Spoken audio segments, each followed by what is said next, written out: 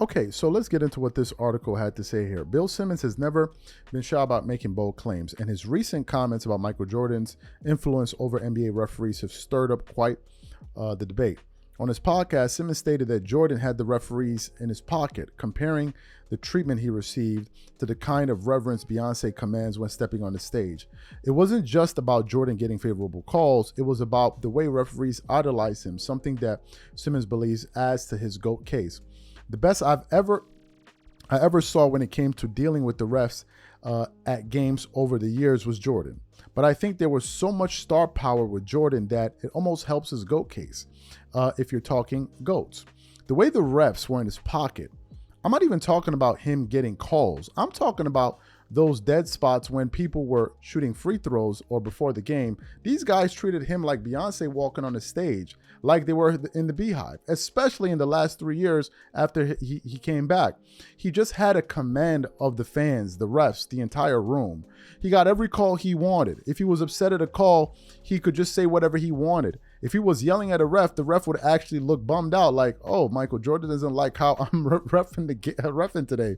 You could actually see them lose a little bit. He was the best. Kobe had a little bit of that too. I'm still thinking about the part of what made Kobe special. That was another one who had it. Simmons describes how, especially in the final 3 years of Jordan's career, referees were in complete awe of him. If Jordan was upset about a call, his mere displeasure seemed to rattle the officials.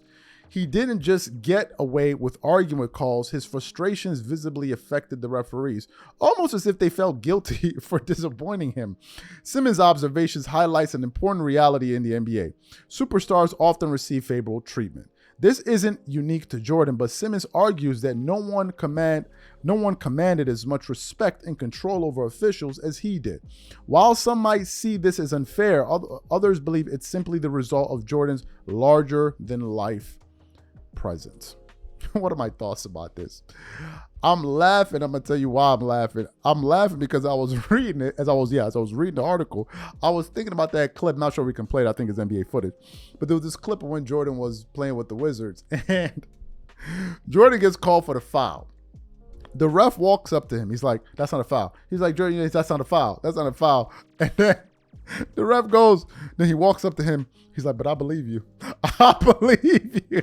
I was like, and so you can see it, like they were just in awe of Jordan. Like they were just in awe of him. And I can only think of some of the things that people have used to describe Jordan. We're like, the guy looks like he's levitating. He doesn't look real. He looks like he's levitating off the floor. Well, possibly some of these referees were probably awestruck of Jordan seeing him in person. Even though they saw him, I'm sure, on multiple occasions throughout the years, they must be sitting there looking at him like, yo, this is Michael Jordan, right? So that's pretty funny to me, especially thinking about that clip. I'm sure some of you saw. He's like, "But I believe you. But I believe you." It was just so funny.